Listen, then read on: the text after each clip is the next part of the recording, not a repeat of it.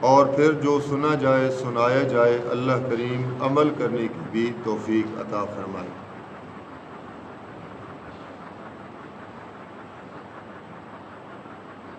ذو الحجہ کا مہینہ شروع ہو چکا ہے، اور اس مہینہ میں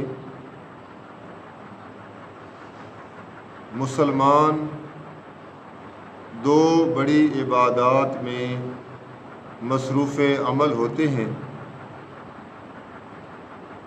ایک بیت اللہ کا حج، اور دوسرا اللہ کی راہ میں مخصوص دنوں میں مخصوص جانور کو ذبح کرنا، اور ذبح اس نیت سے کہ یہ حضرت ابراہیم علیہ السلام کی سنت ہے، اس سنت کی ادائیگی کے لیے خلوص کے ساتھ، جذبے کے ساتھ، ایمان کے ساتھ مسلمان حضرات قربانی کے عمل سے گزرتے ہیں۔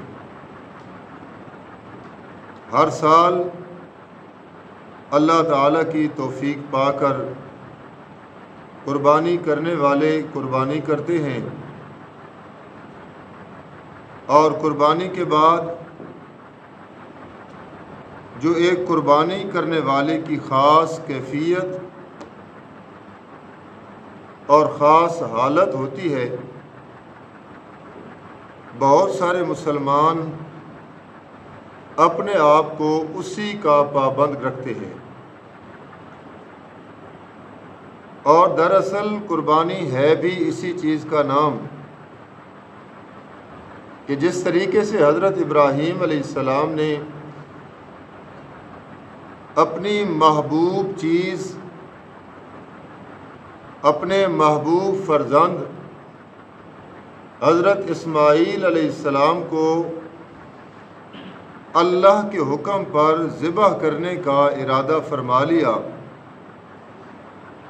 گویا کہ قربانی کی اصل روح بھی یہی ہے کہ ہر وہ چیز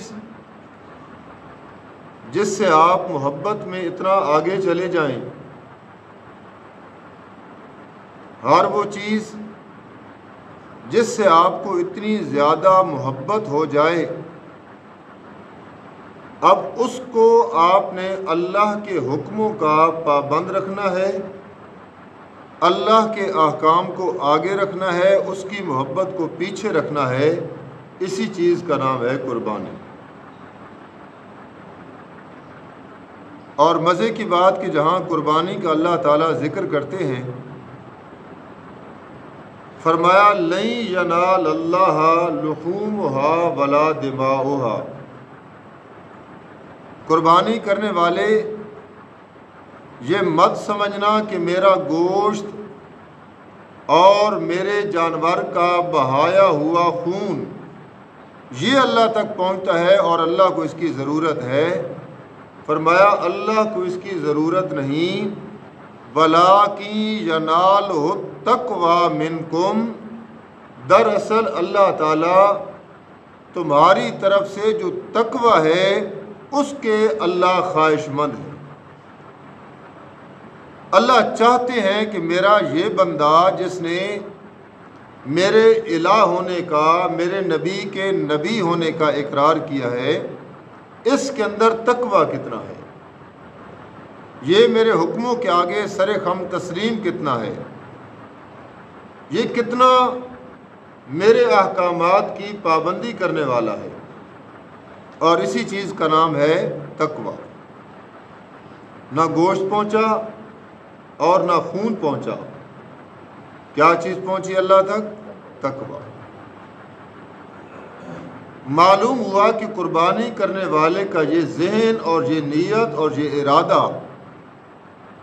اگر وہ چاہتا ہے کہ میری قربانی اللہ کی بارگاہ میں مقبول ہو اور منظور ہو، تو اس کی ابتدائی شرائط میں سے ایک شرط یہ بھی ہے کہ وہ خالص اللہ کی خوشنودی کے لیے، اللہ کو راضی کرنے کے لیے، اللہ کو اپنا محبوب جانتے ہوئے اور اللہ کے ساتھ محبت کا اظہار کرتے ہوئے جانور کی گردن پہ چھری رکھے اور ساتھ یہ تہیہ اور ارادہ کرے کہ یا اللہ یہ جانور کیا چیز ہے، ہر وہ چیز جس کے چھوڑنے کا تو مجھے حکم کرے گا میں اس کو بھی چھوڑ دوں گا۔ اس چیز کا نام کیا ہے؟ قربانی۔ اللہ کی اطاعت میں چیزوں کو چھوڑ دینا، اسی کی چیز کا نام ہے قربانی۔ لَن يَنَالَ اللَّهَ لُحُومُهَا وَلَا دِمَاؤُهَا، اللہ تک تمہارا خون، تمہارا گوشت نہیں پہنچتا، بلکہ اللہ تک پہنچتا ہے تمہارا تقویٰ پہنچتا ہے۔ اور یہ جو قربانی کا عمل ہے میرے دوستو بزرگوں، یہ قربانی کوئی ایسے نہیں کہ فارمیلٹی کے طور پہ ہے، یہ سال کے بعد ایک دفعہ یہ جس عمل سے مسلمان گزرتے ہیں، یہ دراصل ایک پریکٹیکل ہے جو اللہ تعالیٰ اہل اسلام سے کرواتا ہے۔ ثواب کا ثواب ہے اور عبادت کی عبادت ہے، اور آنے والی زندگی کے لیے ایک قسم کا یہ پریکٹیکل ہے۔ جب صحابہ کرام نے سوال کیا یا رسول اللہ، آپ فرما رہے ہیں کہ یہ قربانی ہی سنت و ابیکم ابراہیم، یہ حضرت ابراہیم علیہ السلام کی سنت ہے، ما لنا فیہا یا رسول اللہ، سنت ابراہیم علیہ السلام کی ہے، اس میں ما لنا فیہا، ہمارے لیے اس کے اندر کیا ہے؟ تو نبی علیہ السلام نے فرمایا کہ جانور کی پشت پر جتنے بال ہیں، ہر بال کے بدلے اللہ تعالیٰ قربانی کرنے والے کو ایک نیکی عطا کرتا ہے۔ اب اس کا مطلب یہ نہیں ہے، بات سمجھیے گا، کہ جانور کے جسم سے بال گرنا شروع کر دے بندہ، 1,00,000 بال ہو گیا جی۔ مقصد کیا ہے کہ اتنا ثواب اللہ تعالیٰ عطا کرتے ہیں کہ جس طرح جانور کی پشت پر، جسم پر بال نہیں گنے جا سکتے، قربانی کرنے والے کو اتنا ثواب ملتا ہے کہ وہ گنتی اور کاؤنٹنگ سے وہ باہر ہوتا ہے۔ اب کتنا ثواب ہے اندازہ لگا سکتے ہیں، کتنا ثواب اللہ تعالیٰ عطا کرتے ہیں کہ اس کی جانور کی پشت پر جتنے بال ہیں، فرمایا ہر بال کے بدلے ایک نیکی، گوشت بھی کھایا، غرباء کو بھی دیا، مساکین کو بھی دیا، اور فرمایا نیکیاں بھی ساتھ ساتھ لیتا جائے۔ لیکن میں عرض کر چکا ہوں کہ یہ صرف ایسا عمل نہیں ہے کہ آپ نے جانور خریدا اور اس کو ذبح کر دیا بس قربانی ہو گئی۔ جس طریقے سے اللہ تعالیٰ نے اور شریعت نے ذبح ہونے والے جانور کے جو نشانیاں ہیں وہ بتائی ہیں، اس کی عمر پوری ہو، اس کے اندر کوئی نقص وغیرہ نہ ہو، اسی طریقے سے جو ذبح کرنے والا ہے اور جس نے قربانی کرنی ہے اس کے لیے بھی کچھ شرائط ہے۔ جانور اگر عمر اس کی نہیں ہے، مثال کے طور پر چھوٹا جانور ہے، بکری، دمبا، بکرا، اس کی عمر کم ہے تو قربانی ہو جائے گی، بے شک موٹا تازہ ہو، لیکن اگر 1 سال اس کی عمر نہیں ہے تو اس کی قربانی نہیں ہے، 1 دن بھی کم ہے، فرمایا اس کی قربانی نہیں۔ صحت مند ہے لیکن اس کی آنکھ میں کوئی نقص آ گیا، کانا ہو گیا، باقی بالکل ٹھیک سالم ہے، لیکن اب اس کی ایک آنکھ خراب ہو گئی ہے، اس کا پاؤں خراب ہو گیا ہے، اس کی خدا نخواستہ ٹانگ ٹوٹ گئی ہے، یا کوئی اور ایسا عیب لگ گیا ہے، اب شریعت کہتی ہے اس کی قربانی نہیں کی جا سکتی۔ اور سارے احتیاط کرتے ہیں۔ میں نے تو کم از کم ایسا بندہ نہیں دیکھا کہ جو عیب دار جانور اس کے سامنے کھڑو اور کہے کہ میں تو اسی کی قربانی کروں گا۔ نہیں کرتے قربانی۔ توفیق ہو تو دوسرا لے لیتے ہیں، توفیق نہ ہو تو بس اللہ کی مرضی۔ لیکن یہ بھی دیکھیے کہ قربانی کرنے والا جو شخص ہے اس کے اندر کیا کیا خوبیاں ہوں تو وہ قربانی کر سکتا ہے، اور کیا کیا اس کے اندر نقائص عیب موجود ہوں تو اس کی قربانی بھی قبول نہیں ہوگی۔ لیکن ہم اس چیز پہ جانور کی طرف بڑا زور دیتے ہیں، لیکن انسان جو قربانی کرنے والا ہے اور جو قربانی ذبح کرنے والا ہے اس کی طرف ہم توجہ بھی نہیں کرتے۔ تو یاد رکھیے، مسئلہ بتانا ہماری ذمہ داری ہے، آگے ماننا، سن کے ماننا، عمل کرنا آپ کا اپنا عمل ہے۔ جس طریقے سے عیب شدہ جانور ہو اس کو ذبح کر دیا جائے وہ قربانی قابل قبول نہیں، اسی طرح ذبح کرنے والا شخص اور جس کی قربانی، جس کی طرف سے قربانی کی جا رہی ہے، اگر اس کی شرائط بھی قرآن و سنت کے خلاف ہیں تو مزے کی بات یہ ہے کہ اس کی قربانی بھی قابل قبول ہو نہیں۔ میں یہ شرائط بتاتا ہوں۔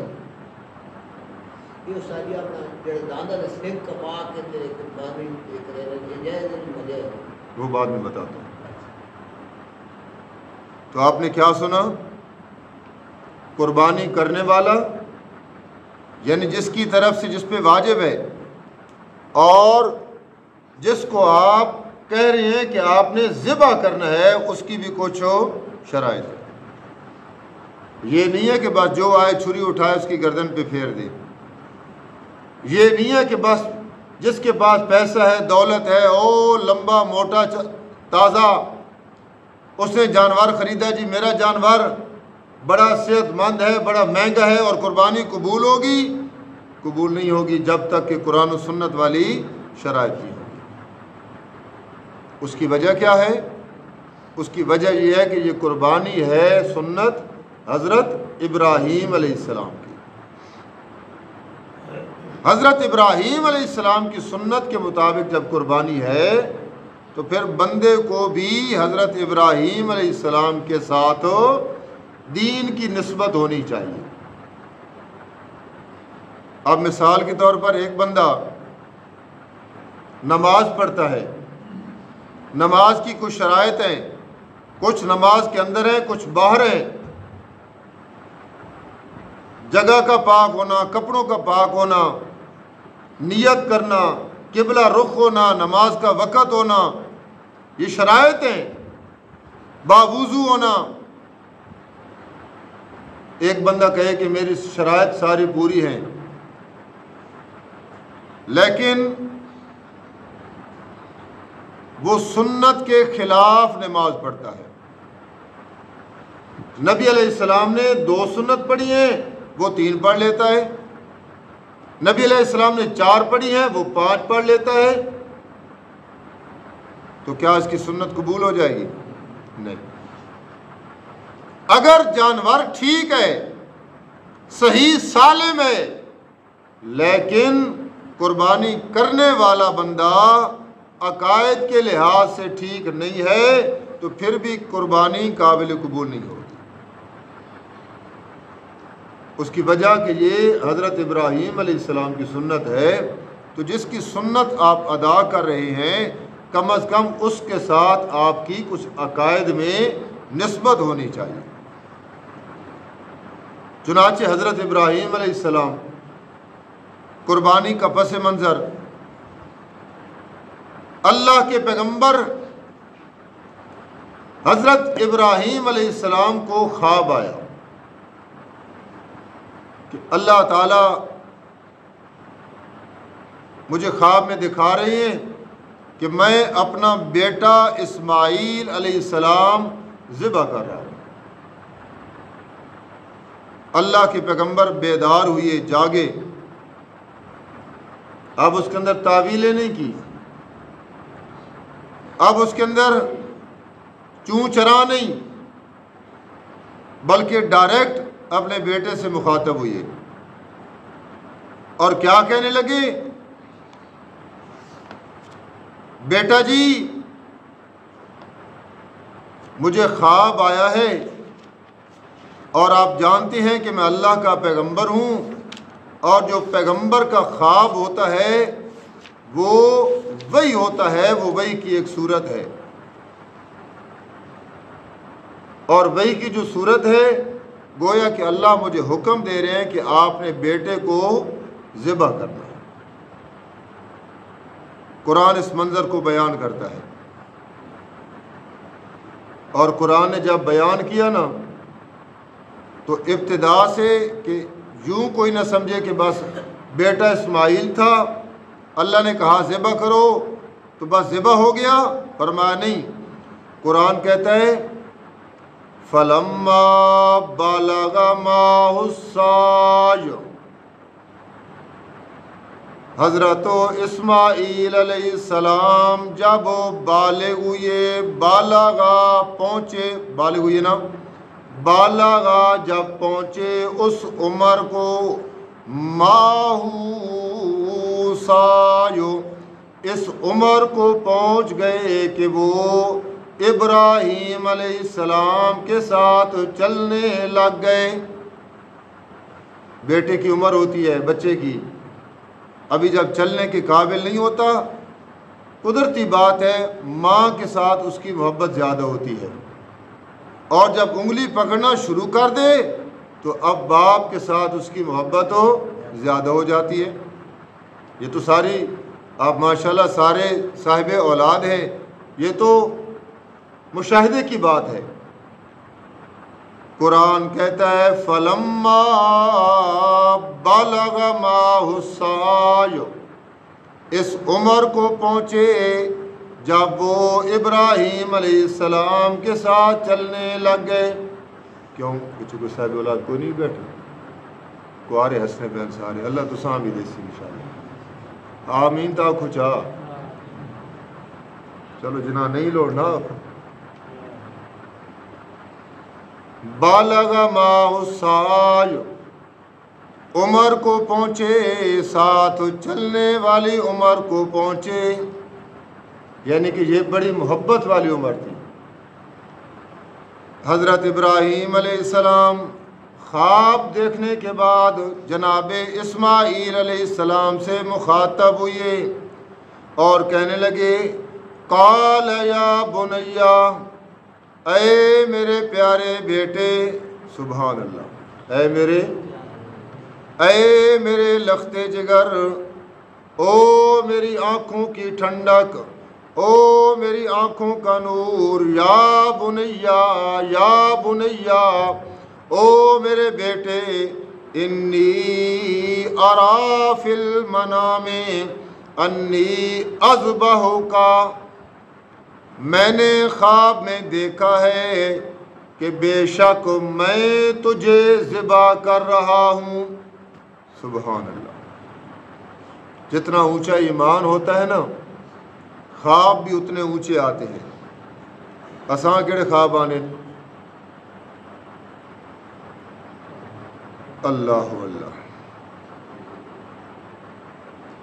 انی اذبحک، میں تجھے ذبح کر رہا ہوں، فانظر ماذا تری، میں تو پکا ارادہ کر چکا، میں نے تجھے ذبح کرنا ہے، لیکن بیٹا جی یہاں پہ دو بندوں کا معاملہ ہے، میں ذبح کرنے والا، تو ذبح ہونے والا، ذبح میں نے کرنا ہی کرنا ہے، اس میں کوئی شک نہیں، کوئی دو رائے نہیں۔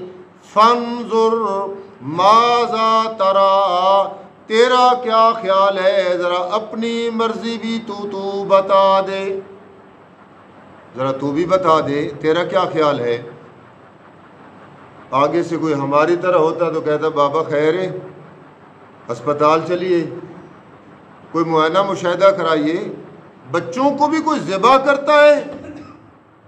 لیکن حضرت اسماعیل علیہ السلام فرماتے ہیں قال یا ابت، اے میرے پیارے ابا جان، افعل ما تؤمر، آپ کر گزریں، افعل کر گزریں آپ وہ، ما تؤمر جس کا آپ کو حکم دیا گیا۔ بابا یہ کوئی پوچھن دی گل ہے، یہ کوئی سوچن دی گل ہے، یہ کوئی غور کرن دی گل ہے؟ میری قربانی میرا رب مانگے اور میں پھر غور کروں؟ نہیں، یہ کوئی بات نہیں ہے بابا۔ فانظر ماذا ترى والی بات نہیں ہے بابا۔ افعل ما تؤمر، آپ وہ کر گزریں جس کے کرنے کا آپ کو حکم دیا گیا ہے۔ یہ ہوتا ہے سر خم تسلیم ہونا، اس کو کہتے ہیں مسلمان۔ ہم سوچتے ہیں، ہم پھر جناب اس میں جمع تفریق کرتے ہیں، ہم مشورہ کرتے ہیں ایک کراں یا نہ کراں، حتیٰ کہ نماز والا حکم بھی آ جائے ہم سوچتے ہیں اچھا میں نے جانا بھی تو تھا، میں نے ادھر بھی تو جانا تھا، میرا یہ کام بھی تو پڑا ہے، میرا وہ کام بھی تو پڑا ہے، میں نے یہ بھی کرنا ہے، میں نے وہ بھی کرنا ہے، اچھا میرے کپڑے ٹھیک نہیں ہیں۔ یہ نماز کی ساری پلاننگ ہو رہی ہے، اللہ کا حکم آ گیا بس چل نماز کے لیے تیاری کر، منادی آ گئی ہے حی علی الصلاۃ، آؤ نماز کے لیے، اور یہ سوچتا ہے، ٹائم دیکھتا ہے، وقت دیکھتا ہے، اپنے کام دھندے دیکھتا ہے، تو یہ بھی اپنے آپ کو مسلمان کہتا ہے۔ ایک مسلمان ہونے کا جہاں پر اللہ تعالیٰ تذکرہ کرتے ہیں کہ ابراہیم علیہ السلام اور اسماعیل علیہ السلام آپس میں بات کرتے ہیں، باپ کہتا ہے میں نے ذبح کرنا ہے، آپ کا کیا خیال ہے؟ اور جناب اسماعیل علیہ السلام فرماتے ہیں کہ بابا سوچنے والی بات نہیں ہے، فانظر ماذا ترى والی بات نہیں ہے، بابا افعل ما تؤمر، آپ وہ کرنے کی تیاری کریں جس کا آپ کو اللہ نے حکم دیا۔ آگے سے خود اسماعیل علیہ السلام جواب دیتے ہیں کہ جس وجہ سے آپ پوچھ رہے ہیں نا بابا کہ میں یہ برداشت کر سکوں گا یا نہیں کر سکوں گا، ذبح ہونا ہے میں نے، میری آج جان ختم ہو جانی ہے، میرا آپ سے تعلق، آپ کے ساتھ رابطہ، آپ کے ساتھ اٹھک بیٹھک، آنکھوں کا دو چار ہونا، ایک دوسرے سے بات کرنا، ایک دوسرے سے کلام کرنا، ایک دوسرے سے دیکھنا، آج یہ سب ختم ہو جائے گا۔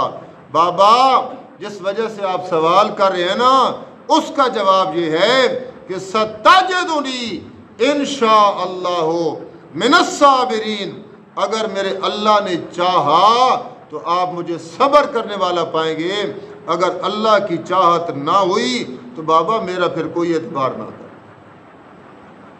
گویا کہ حضرت اسماعیل علیہ السلام اپنے آپ کو کس کے سپرد کر رہے ہیں؟ اللہ کے سپرد کر رہے ہیں، جس کو ہم ترغیب دیتے ہیں کہ آپ کوئی بھی کام کرنے لگیں آپ کہا کریں انشاءاللہ انشاءاللہ انشاءاللہ۔ لیکن یہ انشاءاللہ بھی آج کل دو قسم کی چل رہی ہوتی ہے، یعنی جس بندے نے کام نہیں کرنا وہ کہتے ہیں انشاءاللہ، تو بے چنتا ہو ایک کام کو نہیں ہونا۔ اور یاد رکھیں درمیان میں مسئلہ آ گیا ہے تو یہ بھی بتاتا جاؤں، اگر آپ کے اندر دل صاف نہیں ہے، یعنی آپ کو کوئی بندہ کام کہتا ہے اور آپ جانتے ہیں کہ یہ کام میں نے نہیں کرنا، آپ اس جگہ پہ انشاءاللہ اگر آپ کہیں گے تو سخت ترین آپ گناہگار ہوں گے۔ آپ اس کی حقیقت میں اتر کر دیکھیے کہ آپ کا ارادہ ہے کہ میں نے یہ نہیں کرنا، اور اس میں آپ اللہ کو بھی شامل کر رہے ہیں کہ انشاءاللہ جی، یعنی جس طریقے سے میں اندر سے صاف نہیں ہوں، نعوذ باللہ من ذالک، میری اس ناپاکی کے ساتھ، غلط ارادے کے ساتھ، اس دھوکے کے ساتھ میں اللہ کو بھی اپنے ساتھ شامل کر رہا ہوں۔ آپ صاف صاف جواب دے دیں نہیں بابا یہ کام نہیں ہونا، بس کیا ہو جائے گا؟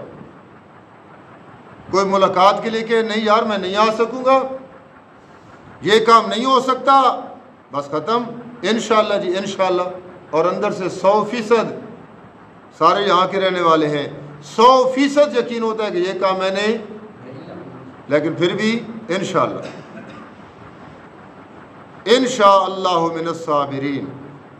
بابا آپ مجھے صبر کرنے والا پائیں گے اگر اللہ تعالیٰ کی چاہت ہوئی تو۔ اب قرآن کہتا ہے فَلَمَّا أَسْلَمَا وَتَلَّهُ لِلْجَبِينِ، دونوں باپ بیٹا تیار ہو گئے ابراہیم ذبح کرنے کے لیے، اسماعیل ذبح ہونے کے لیے، دونوں تیار ہو گئے، اسلما دونوں تیار ہو گئے، وَتَلَّهُ لِلْجَبِينِ، اور ماتھے کے بل، اس کو کہتے ہیں جبین، ماتھے کے بل حضرت اسماعیل علیہ السلام کو ابراہیم خلیل اللہ نے لٹا دیا۔ کس کے لیے لٹا رہے ہیں؟ ذبح کرنے کے لیے۔ ساتھ ساتھ جواب دیتے جائیں تاکہ آگے جو مسئلہ استنباط ہونا ہے آپ پھر وہ جواب دے سکے۔ اسماعیل علیہ السلام کس لیے لیٹے؟ ذبح ہونے کے لیے، اور ابراہیم علیہ السلام نے کس لیے لٹایا؟ ذبح کرنے کے لیے۔ آگے سے قرآن کہتا ہے جیسے ہی دونوں باپ بیٹا تیاری کر چکے، اور میں دلوں کے راز خوب جانتا ہوں، وَنَادَيْنَاهُ أَن يَا إِبْرَاهِيمُ، ہم نے عرشوں سے آواز دی او میرا ابراہیم خلیل اللہ، قد صدقت الرؤیا، تیرا خواب سچ ہو گیا، تو نے سچا کر دکھایا، سچا کر دکھایا، اِنَّا كَذَلِكَ نَجْزِي الْمُحْسِنِينَ، ہم اسی طرح جو دل سے نیکی کرنے والے ہوتے ہیں ہم ان کو بدلہ عطا کیا کرتے ہیں۔ ابراہیم چھری نہیں چلانی، بس تیرا خواب سچا ہو گیا ہے، تو نے سچ کر دکھایا کہ تو اللہ کی راہ میں بیٹوں کو ذبح کرنے کے لیے تیار ہو گیا ہے۔ اللہ کا قرآن کہتا ہے ابراہیم علیہ السلام اپنے بیٹے کو ذبح کرنے کے لیے تیار ہو گئے، اور اسماعیل ذبح ہونے کے لیے تیار ہو گئے، لیکن اللہ تعالیٰ کے جو دل میں تھا، اللہ تعالیٰ جو کہنا چاہتے تھے، نہ وہ ابراہیم کو پتا نہ وہ اسماعیل کو پتا، جو اللہ ارادہ کر چکے تھے وہ ابراہیم اسماعیل کو نہیں پتا، تبھی تو تیار ہو گئے۔ ابراہیم کو نہیں پتا کہ میں ذبح کروں گا یہ ذبح نہیں ہوگا، اسماعیل کو نہیں پتا کہ میں ذبح کے لیے لیٹ جاؤں گا اور میں نے ذبح نہیں ہونا، تو معلوم ہوا کہ عالم الغیب، دلوں کے راز جاننے والا، غیب کی خبریں جاننے والا، یہ صرف اور صرف کون ہے؟ اللہ کی ذات ہے۔ اب ایک شرط نکل آئی، جو ساتھی لیٹ آئے ہیں ایک شرط نکل آئی کہ ذبح کرنے والا شخص جس کی قربانی جس کی طرف سے کی جا رہی ہے اس کا یہی عقیدہ ہونا چاہیے ابراہیم علیہ السلام والا کہ تمام غیبوں کو جاننے والا صرف اللہ۔ جب یہ عقیدہ ہوا تو قربانی قبول ہے۔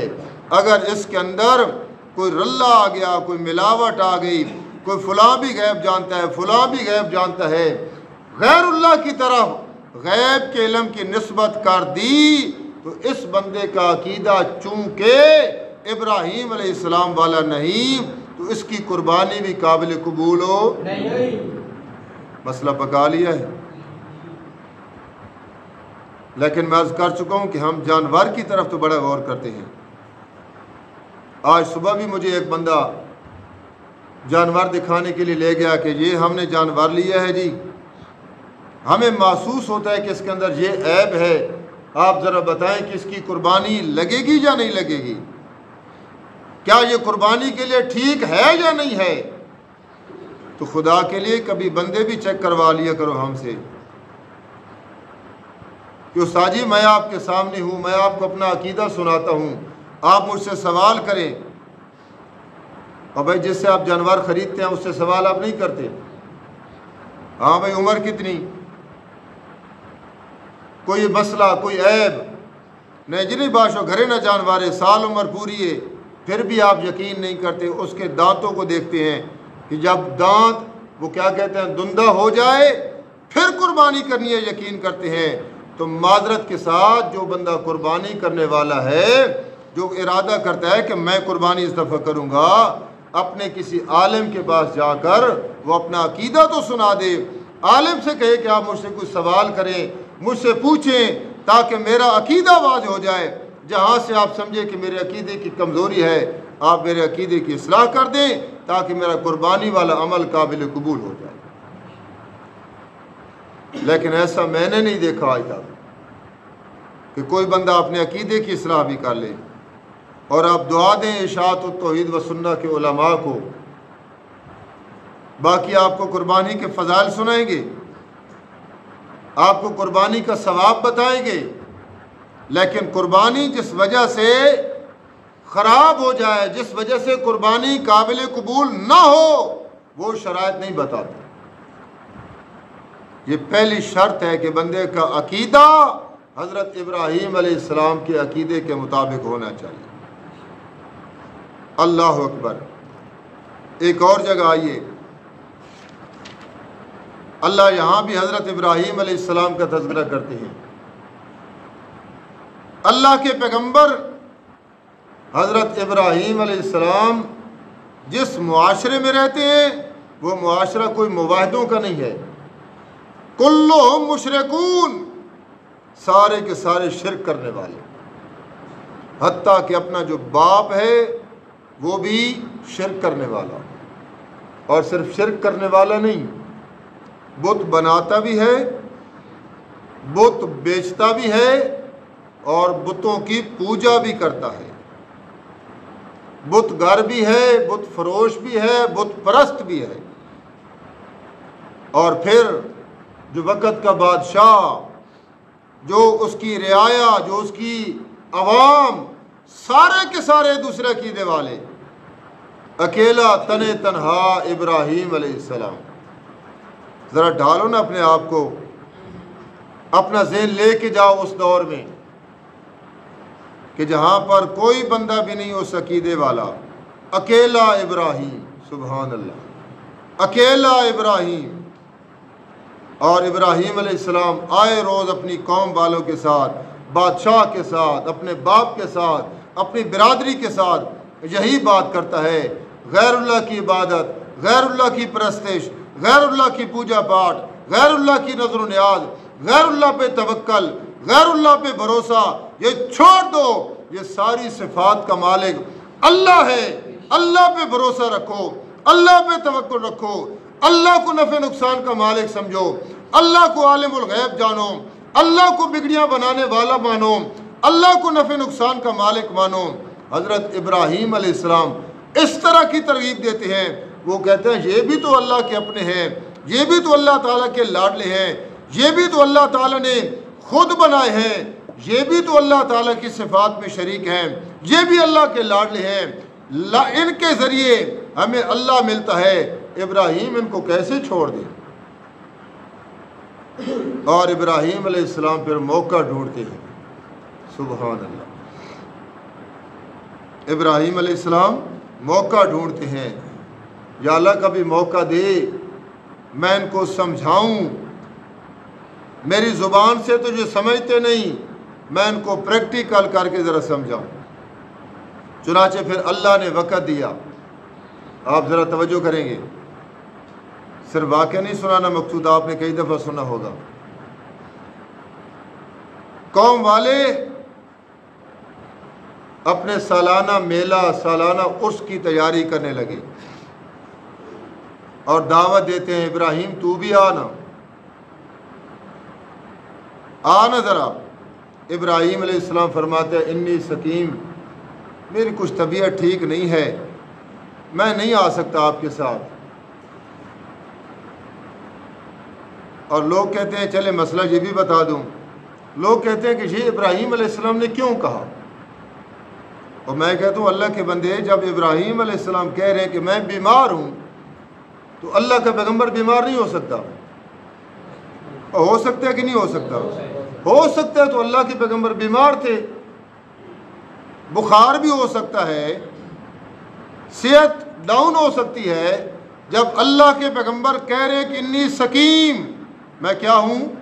بیمار ہوں، تو اس میں تعویلوں کی کچھ گنجائش ہی نہیں ہے کہ نہیں پیغمبر کو یہ بیماری نہیں تھی، یہ بیماری نہیں تھی جی، اندر کی بیماری تھی جی، مشرکین کے خلاف تھے جی. بھائی ڈائریکٹ سیدھی بات، انی سقیم میں بیمار ہوں تو بس بیمار ہے. چنانچہ قوم والے میلے پہ چلے گئے اور حضرت ابراہیم علیہ السلام جس کا ارادہ فرما چکے تھے ان کے معبد خانے میں پہنچ گئے. اور معبد خانہ بھی مشرکین کا، جہاں پر ہر قسم کا حاجت روا، ہر قسم کا مشکل کشا، ہر قسم کا جناب انہوں نے معبود بنا کے رکھا ہے. یہ کتنی بڑی اللہ کی طرف سے لعنت ہے بندے پر کہ اس کے مختلف حاجات کے مختلف الہ ہوں. یہ اللہ کی طرف سے بہت بڑی لعنت ہے. اور میں اور آپ، اللہ کی بہت بڑی رحمت ہے کہ میرے سارے کام اس ایک در سے ہو جاتے ہیں، میری ساری مشکلیں اس ایک در سے حل ہوتی ہیں، میری ساری حاجتیں اس ایک در سے پوری ہو جاتی ہیں. اور دوسرا بندہ وہ ہے، کبھی جناب کہاں جا رہا ہے، کبھی کہاں جا رہا ہے. آج کہاں جا رہے ہو جی؟ آج پیر کھاڑے پہ جا رہے ہیں جی، دانے نکل آئے جی، وہاں پہ نہاؤں گا. آج کھوٹی قسمت کھری کروانے کے لیے امام بری کے پاس جا رہا ہوں جی. کہاں جا رہے ہو جی؟ بلوٹ جا رہا ہوں جی. کبھی جناب شمال جا رہا ہے، کبھی جنوب جا رہا ہے، کبھی مشرق جا رہا ہے، کبھی مغرب جا رہا ہے. اور جو موحد بندہ ہے اللہ کی اس پہ رحمت ہے، وہ ایک ہی در پہ آتا ہے اور اللہ کے سامنے آرزویں کرتا ہے، یا اللہ مشکلیں بنانے والا بھی تو ہے اور مشکلیں حل کرنے والا بھی. اچھا عقیدہ ہے یا ماڑا عقیدہ ہے؟ اسی عقیدے کو اپنا. انہوں نے اپنے اپنے معبود بنا کے رکھی ہے اور جب جانے لگے اپنے اپنے گھر سے کوئی شیرینی، کوئی شربت، کوئی کھانے کی چیزیں اپنے اپنے معبودوں کے سامنے رکھ گئے کہ واپس آئیں گے تو ان کا تبرک اس میں شامل ہوا پڑا ہوگا، ہم واپسی پہ اٹھا کے گھر لے جائیں گے جی. ابراہیم علیہ السلام، سبحان اللہ، کیسا منظر ہوگا. ذرا گہرائی میں سوچا کریں، گہرائی میں. دروازہ کھولا ہوگا، ہاں بت کھڑا ہے، فلاں اے حاجت روا، اے مشکل کشا، اے نفع نقصان، اے گوڈے نے پیڑا ٹھیک کرنے والا، اے کھوٹیا قسمتہ کھریا کرنے والا. ابراہیم علیہ السلام کے ہاتھ میں کلہاڑا. سبحان اللہ. یہ کام کاری بندہ مبید سکتا ہے. مشرک تو ڈرتا رہتا ہے، کیا کروں جی، کیا کروں. ابراہیم علیہ السلام ابتدا کرتے ہیں. ایک کو مارا، اس کی گردن اڑا دی، ایک کا بازو توڑا، ایک کی ٹانگ توڑی، ایک کی آنکھ پھوڑی، ایک کا جناب ناک کاٹ دیا، ایک کا کان کاٹ دیا، تاکہ میری قوم والوں کو پتہ چلے کہ جن کو ہم بگڑیاں بنانے والا سمجھتے تھے، ان کی بگڑی تو کوئی خود بنا کے چلا گیا ہے. ابراہیم علیہ السلام نے ان کا حلیہ بگاڑ دیا اور جو سب سے بڑا ٹھاکر کلہاڑا اسی کے کاندھے پہ رکھ کے چلے گئے. اور قوم والے میلے سے واپس آئے اور واپس آ کر اپنی وہ شرینیاں اٹھانے کے لیے جب دروازہ کھولتے ہیں تو کیا دیکھتے ہیں کہ یہ کیا حشر ہو گیا ہمارے معبودوں کے ساتھ. سبحان اللہ. یہاں پہ مسئلہ بیان کرتا جاؤں. ابراہیم علیہ السلام نے بت توڑے، بت توڑے. آج جو بندہ ابراہیم علیہ السلام کی سنت کی قربانی سمجھ کر قربانی کرنے والا شخص ہے، اسے اپنی خواہشات کے بت توڑنا پڑے گا، اسے نفسانی خواہش کا بت توڑنا پڑے گا، اسے دنیا کے لالچ کا بت توڑنا پڑے گا، اسے رسم و رواج کے بت توڑنا پڑیں گے، اسے ہر قسم کی شرعی غیر شرعی لغویات سے کنارہ کشی اختیار کرنا پڑے گی، اور اسے ایک اللہ کے ساتھ اور نبی اکرم صلی اللہ علیہ وسلم کی سنت کے ساتھ لو لگانا پڑے گی. تب جا کر وہ ابراہیم علیہ السلام کی قربانی کرے گا. ابراہیم علیہ السلام نے بت توڑے ہمیں بھی کیا کرنا ہے؟ یہاں جو بڑے بڑے بت ہیں ان کو کیا کرنا ہے؟ توڑنا ہے۔ اگر یہ بت نہیں ٹوٹے تو میں پھر معذرت کے ساتھ کہوں گا کہ آپ کی قربانی قبول نہیں ہے۔ بت تو اندر کھڑا ہے، لالچ کا بت ہے، حب کا بت ہے، دنیا کا بت ہے، حسد کا بت ہے، نفسانی خواہشات کا بت ہے، تو پھر ابراہیم علیہ السلام نے جو بت توڑے تھے وہ کہاں چلے گئے؟ چنانچہ ابراہیم علیہ السلام بتوں کو توڑتے ہیں، واپس قوم والے آتے ہیں تو کہتے ہیں یہ کیا ہو گیا ہمارے معبودوں کے ساتھ، یہ کس نے کر دیا ہمارے معبودوں کے ساتھ؟ اور قرآن کہتا ہے، ان کی بات کو ذکر کرتا ہے، قالو من فعل ھذا بآلہتنا انہ لمن الظالمین، کس نے کر دیا ہمارے معبودوں کے ساتھ، الہوں کے ساتھ یہ حال؟ بڑا ہی کوئی ظالم بندہ تھا۔ قالو سمعنا، کچھ لوگ کہنے لگے کہ بک بک لائی ہوئی نے، کس نے کیا، کس نے کیا، کس نے کیا؟ جانتے تو ہو ایک ہی نوجوان ہے پورے علاقے میں، باقی تو سارے بت پرست ہو، بتوں کا مخالف بندہ ہے تو ایک ہی بندہ، فتن نوجوان ہے، یذکرہم یقال لہ ابراہیم، اس کو لوگ ابراہیم کہتے ہیں۔ یہ توحید ہوتی ہے، یہ توحید۔ ہمارے ہاں ہمارے بہت سارے توحیدی ایسے ہوتے ہیں جن کی برادری انہیں توحیدی سمجھتی نہیں ہے، اس کی وجہ کہ ہر رسم میں وہ شریک ہے، ہر غیر شریک کام میں وہ شریک ہے، ہر جنازے میں وہ شریک ہے، ہر بدعت میں وہ شریک ہے، ہر برے کام میں وہ شریک ہے۔ تو پھر بتائیے، دیندار بھی یہی ہے اور مواحد بھی یہی ہے اور مشرکین کے ساتھ بھی یہی بیٹھا ہے، تو پھر بتائیے کہ وہ جو نکھیڑے والا بننا ہے وہ کہاں ہے؟ نکھر کے آنا چاہیے کہ نہیں آنا چاہیے؟ ارادہ کرو، جو بات ہو گئی ہو گئی۔ ہم ابراہیم علیہ السلام کے ماننے والے ہیں، ہم محمد الرسول اللہ صلی اللہ علیہ وسلم کے ماننے والے ہیں، ہم صحابہ کو ماننے والے ہیں، ہم ابو بکر صدیق کو ماننے والے ہیں، ہم عمر فاروق کو ماننے والے ہیں، ہم عثمان و علی کو ماننے والے ہیں رضی اللہ تعالی عنہم۔ ہم نکھر کے آئیں گے، ہم مشرکین کے ساتھ کبھی اختلاط نہیں کریں گے۔ رشتہ داریاں، تعلق، برادریاں، ایک تعلق برادری ہوتی ہے جو بن گیا، ایک قوم ایک ہے، اس میں میرا اور آپ کا کوئی اختیار نہیں، قوم ایک ہے، لیکن ایک تعلق رشتہ داری ہوتی ہے میرے اور آپ کے بس کی بات ہے، وہ میرے اختیار میں ہے۔